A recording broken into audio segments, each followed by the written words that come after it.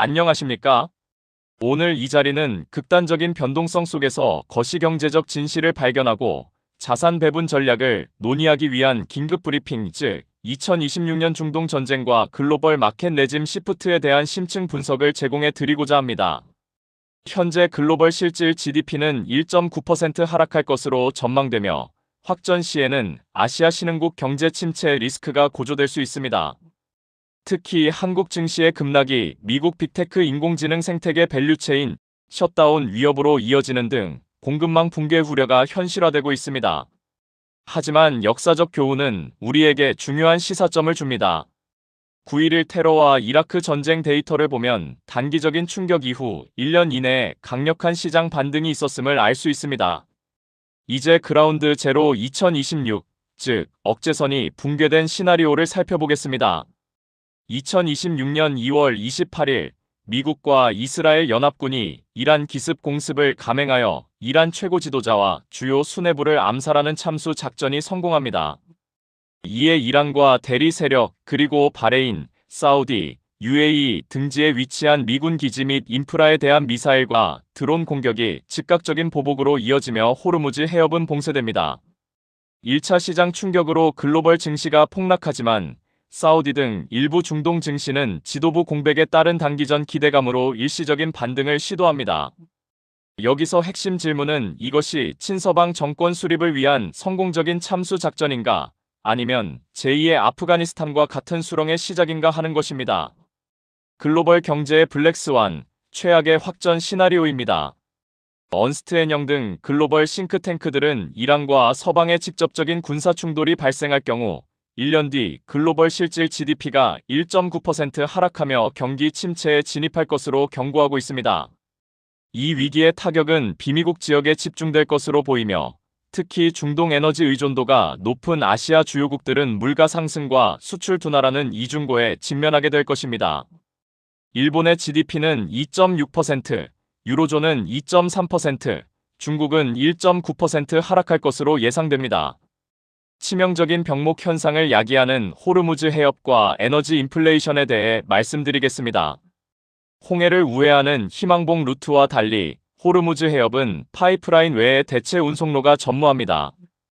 따라서 민간 선박에 대한 공격 위험만으로도 글로벌 에너지 물류는 마비될 수 있습니다. 유가는 급등하여 서부 텍사스산 원유는 8% 폭등 후 4%대 등락을 보이고 있으며 유가가 10% 상승할 경우 아시아 주요국의 물가는 0.2에서 0.5%포인트 상승할 것으로 도이치뱅크는 추산하고 있습니다.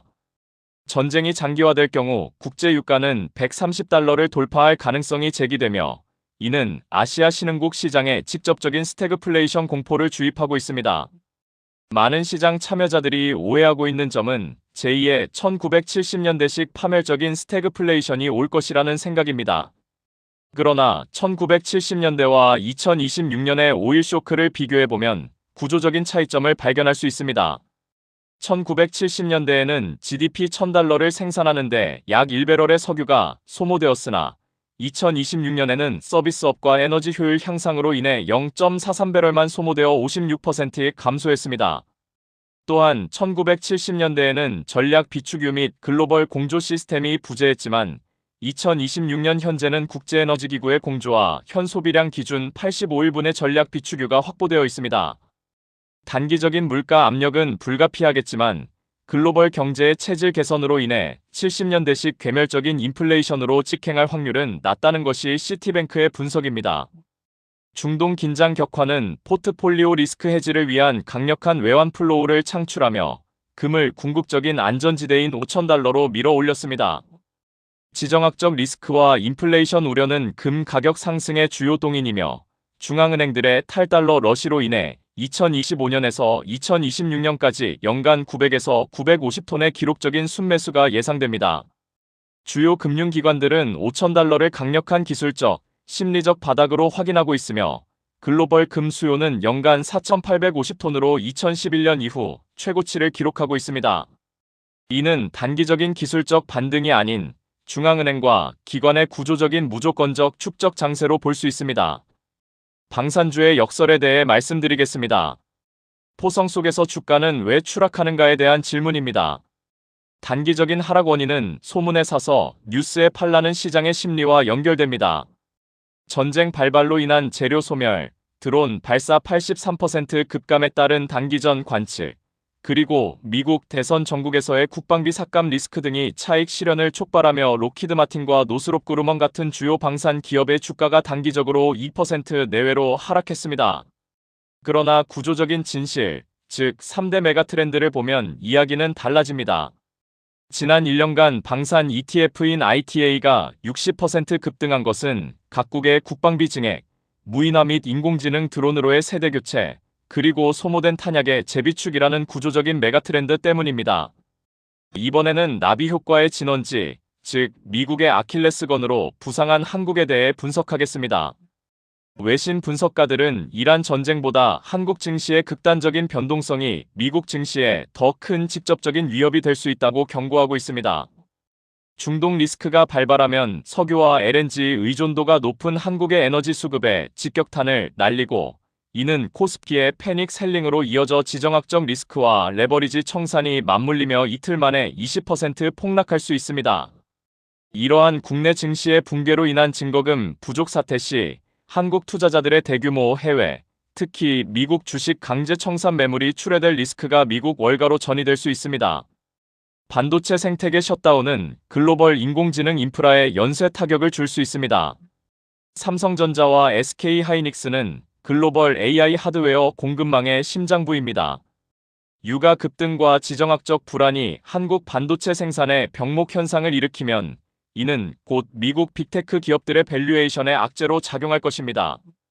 전문가들은 한국 반도체 공급망에 차질이 발생하면 영향을 받지 않는 미국 기업을 찾는 것이 더 어려울 것이라고 언급하고 있습니다.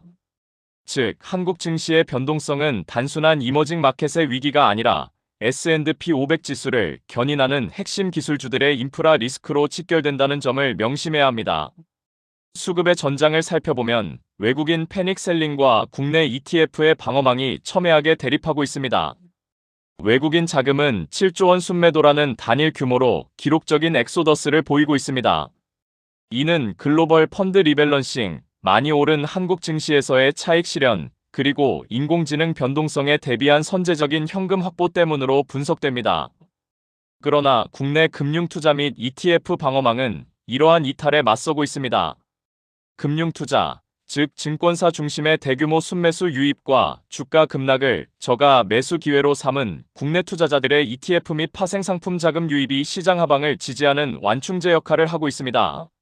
환율 다이내믹스와 1,500조 원 서학개미의 귀환에 대해 말씀드리겠습니다. 지정학적 충격 속에서도 원달러 환율은 1,420원대에서 하락 안정화, 즉 원화 강세를 보이고 있습니다.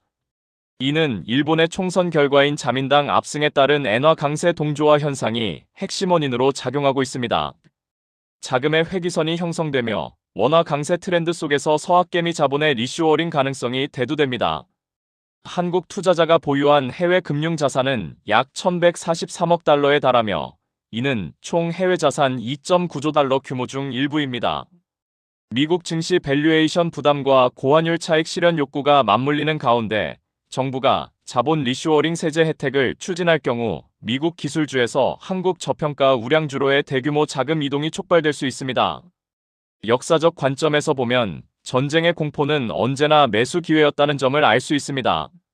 시장의 공포는 지정학적 위기가 증시의 장기 침체를 부른다고 말하지만 실제 데이터는 다릅니다. 2001년 9.11 테러 이후 글로벌 증시는 마비되었지만 1년 뒤 38% 상승했습니다.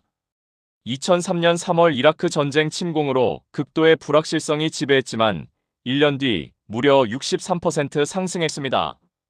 이는 단기적인 피 흘림, 즉 하락은 불가피하지만 지정학적 충격은 결국 중앙은행의 개입, 다시 말해 금리 인하와 유동성 공급을 강제하여 6개월에서 1년 이내에 강력한 랠리를 촉발하는 역사적 패턴을 가지고 있기 때문입니다. 현재 주요국 중앙은행들은 딜레마에 빠진 셈법으로 1970년대의 실수를 반복하지 않기 위해 극심한 정책적 딜레마에 직면해 있습니다. 인플레이션을 방어하기 위해 금리를 유지하거나 인상하면 유가 급등에 따른 헤드라인 물가 상승과 통화 완화가 제2의 물가 폭등을 부를 수 있다는 우려가 있습니다. 반대로 경제 침체를 방어하기 위해 금리를 인하하면 공급망 마비와 소비 심리 위축에 따른 펀더멘털 타격을 방어할 수 있지만 미국의 노동시장 불안정성, 즉 2월 고용지표 약세가 부담입니다. 베이스 시나리오는 스태그플레이션이 아니지만 고금리 장기화 리스크가 부상함에 따라 품질과 잉여, 현금 흐름이 우수한 대형주 선호 심리가 더욱 강화될 것입니다. 종합 진단을 통해 섹터별 포지셔닝 매트릭스를 제안드립니다. 단기 변동성 리스크가 높고 중장기 성장 잠재력이 낮은 섹터는 소비재와 고부채, 스몰캡으로 유가 민감도가 최고조에 달하며 고금리 장기화 시 이자 부담이 심화되므로 비중 축소를 권합니다. 반면 중장기 성장 잠재력이 높은 기회 및 주도 섹터는 인공지능 반도체와 미국 빅테크입니다. 한국 공급망 병목으로 인한 단기 조정 시 적극적으로 비중을 확대하시되 퀄리티 우량주 중심으로 접근하십시오. 포트폴리오를 방어하고 수위를 지키기 위한 섹터는 금입니다.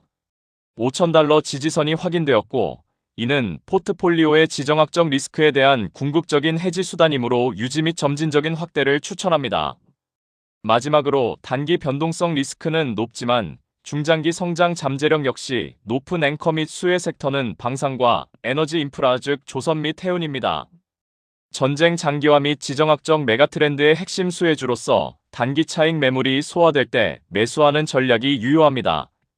결론적으로 글로벌 마켓 레짐 시프트 대응 강령은 세 가지로 요약됩니다. 첫째, 변동성을 견뎌내십시오. 초기 패닉 셀링에 동참하지 마십시오. 역사는 언제나 단기 지정학적 충격 이후에 랠리를 증명했습니다. 현금 흐름이 강력한 미국 대형주를 포트폴리오의 앵커로 유지하십시오. 둘째, 구조적 트렌드에 베팅하십시오.